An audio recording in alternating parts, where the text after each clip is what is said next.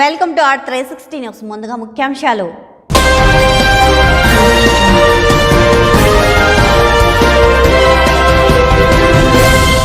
చిత్తూరు జిల్లాలో తహసీల్దార్ కార్యాలయంలో మాజీ సర్పంచ్ ఆత్మహత్యాయత్నం.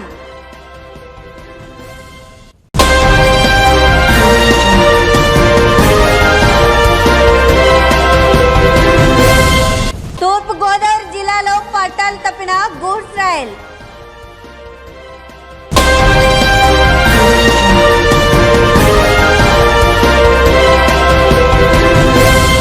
సుప్రీంకోర్టు చీఫ్ జస్టిస్ గా జస్టిస్ చంద్రచూడ్ ప్రమాణ స్వీకారం. వార్తల్లోని వివరాలకు వెళితే, సుప్రీంకోర్టు 50వ ప్రధాన న్యాయమూర్తిగా జస్టిస్ ధనంజయ యశ్వంత్ చంద్రచూడ్ ప్రమాణ స్వీకారం చేశారు. ఇవాళ రాష్ట్రపతి భవన్లో రాష్ట్రపతి ముర్ము ఆయన చేత ప్రమాణ స్వీకారం చేయించారు. సీజేఐగా 2 ఏళ్ల పాటు ఆయన విధులు నిర్వర్తించనున్నారు. 2024 నవంబర్ 10వ తేదీ వరకు ఆయన సీజేఐగా కొనసాగుతారు. జస్టిస్ చంద్రచూడ్ 1959 నవంబర్ 11న జన్మించారు. 1979లో ఢిల్లీలోని సెయింట్ స్టీఫెన్స్ కాలేజ్లో ఆయన గ్రాడ్యుయేషన్ పూర్తి చేశారు. 1982లో ఢిల్లీ యూనివర్సిటీ నుంచే ఎల్ఎల్బి పూర్తి చేశారు. 1983లో హార్వర్డ్ యూనివర్సిటీలో ఎల్ఎల్ఎం చేశారు. 1986లో హార్వర్డ్ నుంచే జ్యూరిడికల్ సైన్సెస్లో డాక్టర్ పట్టా పొందారు. 44 ఏళ్ల క్రితం సీజేఐగా డి.వై. చంద్రచూడ్ తండ్రి జస్టిస్ వైవి చంద్రచూడ్ కూడా భారత ప్రధాన న్యాయమూర్తిగా చేశారు. జస్టిస్ వైవి చంద్రచూడ్ అత్యధికంగా 7 ఏళ్ల పాటు సీజేఐగా పనిచేశారు. 1998 నుంచి 2000 వరకు అదనపు సొలిసిటర్ జనరల్గా జస్టిస్ చంద్రచూడ్ చేశారు. 1998లో బాంబే హైకోర్టులో ఆయన సీనియర్ అడ్వకేట్గా నమోదయ్యారు.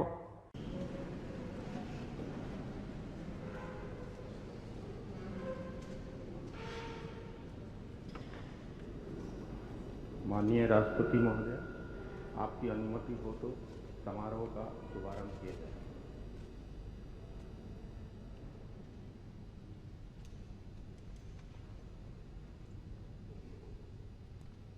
भारत के मुख्य न्यायमूर्ति doctor Dhananjay Yashwant Chandrachud.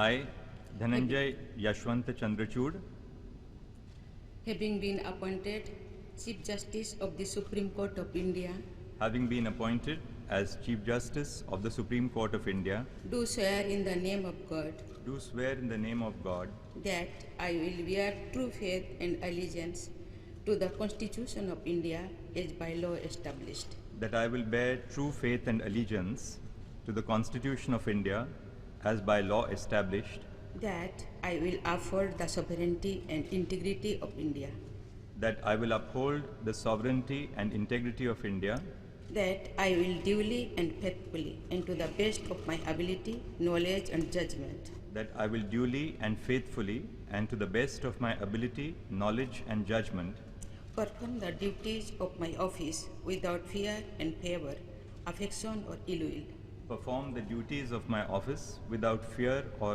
favor, affection or ill will, and that I will uphold the Constitution and the laws. and that I will uphold the Constitution and the laws.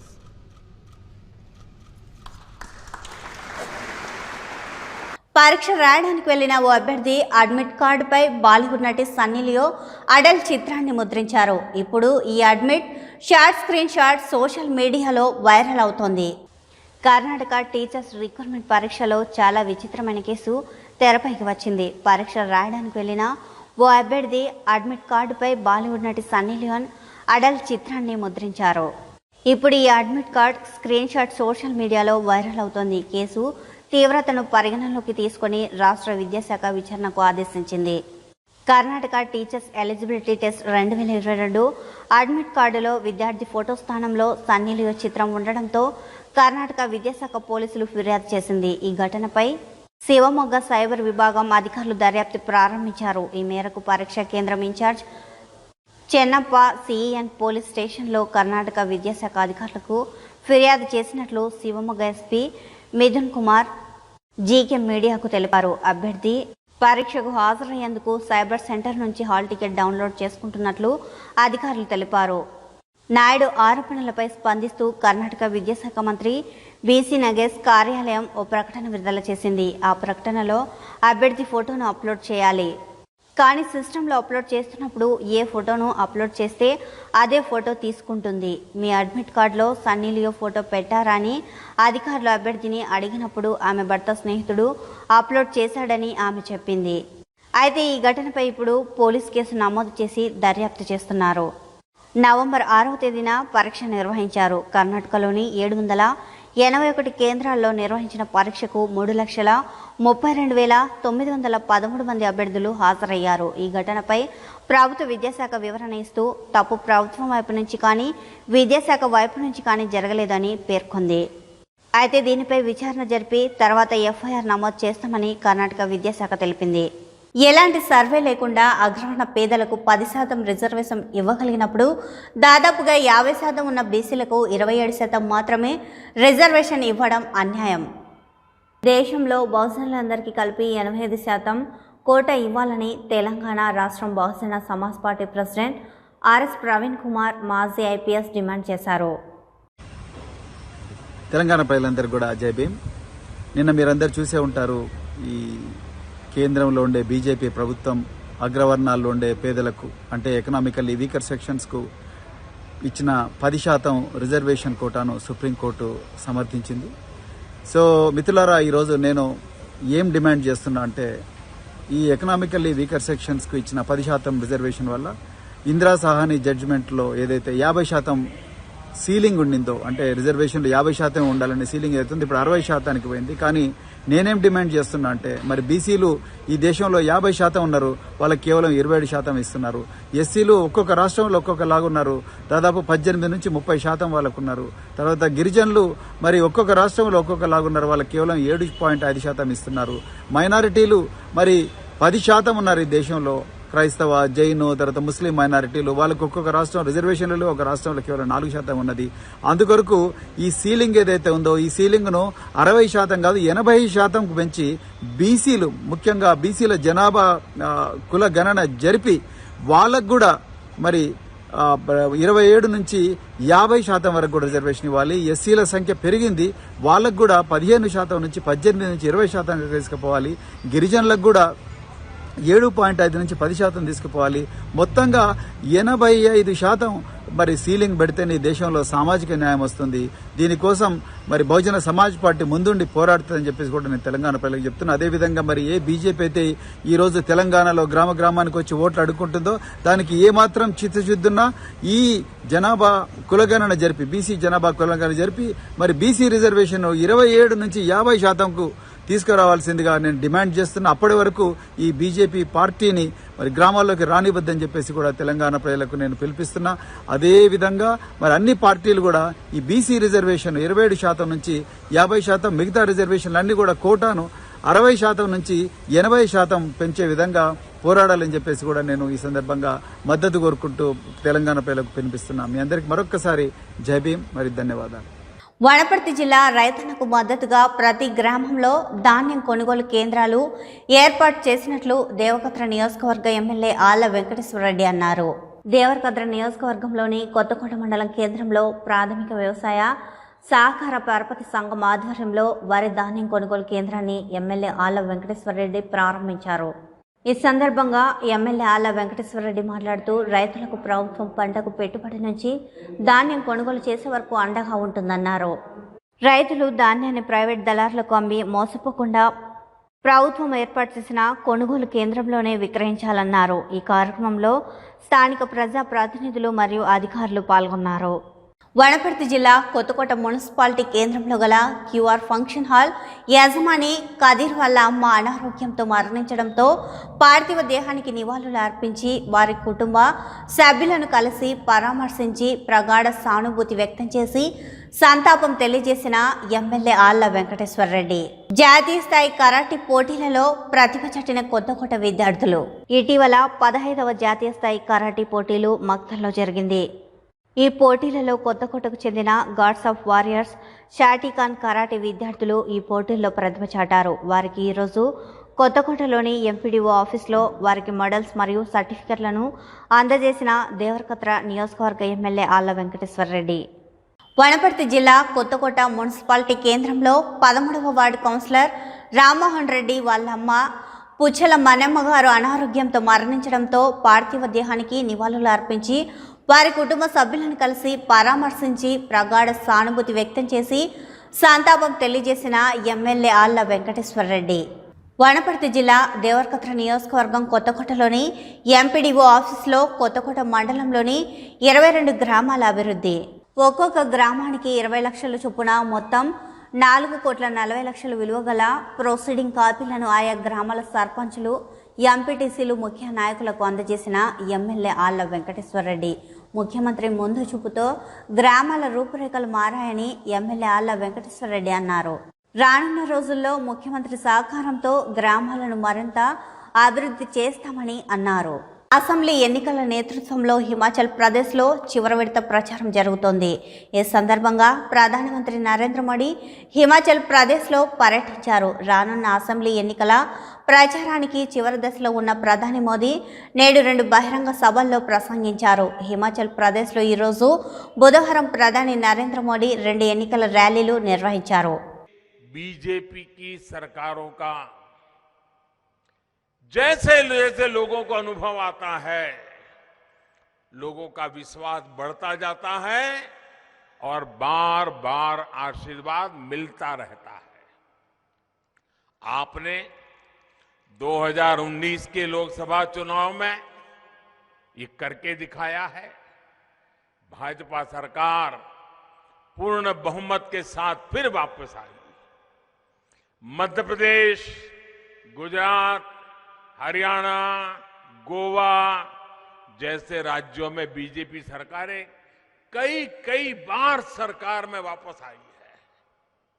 अब तो इस बार उत्तराखंड के लोगों ने भी पुरानी परंपरा को बदलते हुए बीजेपी को ही दोबारा बिठाया। यूपी में भी 40 साल बाद ऐसा हुआ है जब कोई पार्टी फिर से जीत करके पूर्ण बहुमत के साथ लगातार दूसरी बार सरकार में वापस आई। मणिपुर में भी भाजपा की सरकार फिर से आकर के एक नया इतिहास बन गया है। अब इस स्थिति की तुलना आप जरा कांग्रेस से करिए, आपको हैरानी हो जाएंगी। इस तरफ नजर करेंगे जरा सोच करके, कांग्रेस का इतिहास क्या है और लोगों का कांग्रेस के प्रति गुस्सा कितना है। एक बार सरकार से गई तो फिर उसका वापस लौटना ही मुश्किल होता है। अब देखिए तमिलनाडु में वहां के लोगों ने करीब 60 साल पहले वहां से कांग्रेस को निकाला, अब तक वापस नहीं आई। 60 साल हो गए, घुसने नहीं देते। ये पश्चिम बंगाल देखिए, त्रिपुरा देखिए, वहां के लोगों ने 50 साल हो गए कांग्रेस को हटाया। 50 साल पहले 50 साल में पैर नहीं रखने दिया उनको। उत्तर प्रदेश, बिहार और गुजरात के लोगों ने कांग्रेस को करीब 40 साल से सत्ता के बाहर करके रखा हुआ है। कितना गुस्सा होगा आप अंदाज कीजिए। उड़ीसा के लोगों ने भी कांग्रेस को करीब 30 साल से सरकार में आने से रोक रखा है। नागालैंड में भी कांग्रेस करीब 25 साल से लगातार चुनाव हार रही है। आज दिल्ली, पश्चिम बंगाल, आंध्र प्रदेश, नागालैंड, सिक्किम, कई ऐसे राज्य हैं जहां कांग्रेस का एक भी विधायक नहीं है। भाइयों बहनों, कांग्रेस का आधार आज भी परिवारवाद ही है। ऐसी कांग्रेस पार्टी हिमाचल के लोगों की अपेक्षाओं को, आकांक्षाओं को कभी पूरा नहीं कर सकती। आपने 5 साल पहले कांग्रेस की विदाई कर दी थी, अब उसे लौटने नहीं देना है, घुसने मत दीजिए। आज मुझे ये देखकर खुशी है कि हिमाचल के लोगों को भी ये भली भांति समझ आ गया है कि 5 साल बाद हर बार सरकार बदलने की परंपरा, इस परंपरा ने सबसे ज्यादा किसी का नुकसान किया है तो राज्य का नुकसान किया है, राज्य के नौजवानों के सपनों को कुचल दिया है। कांग्रेस जैसे ये दल जब सरकार में होते हैं तो सोचते हैं कि 5 साल बाद सरकार तो बननी नहीं है, 5 साल के बाद बदल होने ही वाला है, तो फिर काम करने की क्या जरूरत है, मौज करो। यही करते रहते हैं ना। और इसलिए उनका अपना पूरा ध्यान 5 साल में जितना इकट्ठा कर सके, जितना माल लुटाई कर सके, तिजोरी भर सके, काली कमाई कर सके, उसी में लगा रहता है। ये जो राजनीतिक परिपाटी थी, इसको पूरे देश में बदलने का बीड़ा भाजपा ने उठाया है, देश के लोगों के आशीर्वाद से उठाया है। हम ऐसी राजनीतिक परंपरा बनाना चाहते हैं कि हम सरकार में ऐसा काम करें कि वोटर हमें बार बार अवसर दें। इसलिए हम विकास के लिए, देश के लिए हर जगह, हर स्तर पर काम कर रहे हैं। साथियों, जब सरकार में निरंतरता होती है, सरकार वापस आती है, तो लोगों को भी सरकार से हिसाब मांगने का मौका मिलता है।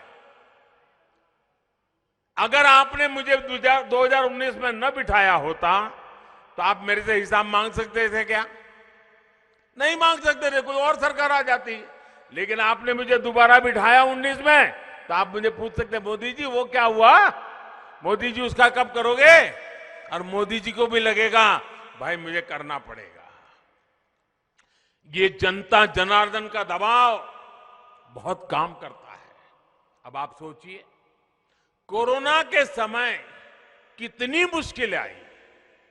हम भी यही सोच सकते थे कि भाई 5 साल के बाद तो सरकार बदलने वाली है, हिमाचल का तो रिवाज है, कोरोना आया है वैसे चला जाएगा, हम भी सोच सकते थे। लेकिन हमने वो नहीं सोचा। पहले भी हिमाचल के लोगों को मालूम है, कोई भी वैक्सीन वगैरह आती थी, आखिर में सारे देश का काम हो जाए तब जाके हिमाचल की बारी आती थी। కరీంనగర్ జిల్లాలో సోదాలు చేపడుతున్న ఈడీ ఐటీ అధికారులు మంత్రి గంగుల కమలాకర్ ఇంట్లోకి ప్రవేశించారు. ముందు ఇంటికి తాళాలు వేసి ఉండడంతో తాళాలు తీసే వ్యక్తిని తీసుకువచ్చి మరీ డోర్లు తెరిచారు. ఆ తర్వాత లోనికి వెళ్లి అధికారులు సోదాలు చేపట్టారు.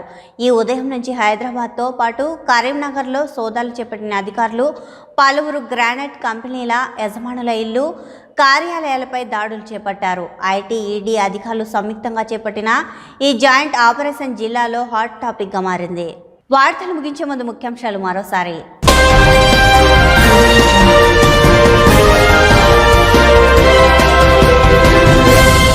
చిత్తూరు జిల్లాలో తహసీల్దార్ కార్యాలయంలో మాజీ సర్పంచ్ ఆత్మహత్యాయత్నం.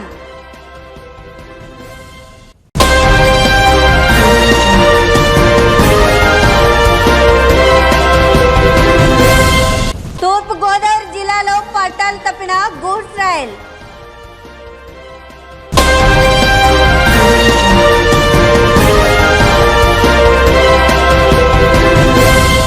సుప్రీంకోర్టు చీఫ్ జస్టిస్ గా జస్టిస్ చంద్రచూడ్ ప్రమాణ స్వీకారం. ఈ వార్తలు ఇంతటితో సమాప్తం. నమస్కారం. తిరిగి నెక్స్ట్ బులెటిన్లో కలుసుకుందాం. చూస్తూనే ఉండండి మీ R360 న్యూస్. మార్పు కోసం ఒక అడుగు ముందుకు.